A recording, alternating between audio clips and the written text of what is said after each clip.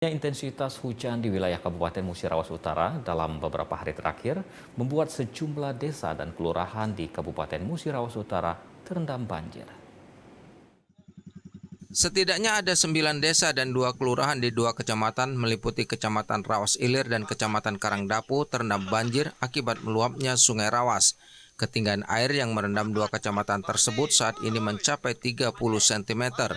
Selain merendam pemukiman warga, banjir juga merendam fasilitas umum seperti kantor lurah dan sekolah di Rawas Ilir.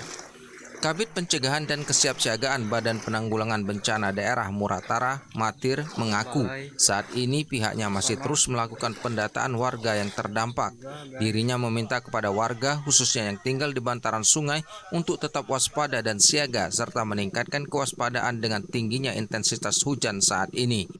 Jumlah desa yang banjir di Kabupaten Musirawas Utara yaitu di Kecamatan Rawas Ilir yang terendam itu ada 1 kelurahan dan 8 desa. Kemudian di Kecamatan Karangdapo jumlah desa yang terkena banjir yaitu 1 kelurahan dan 1 desa.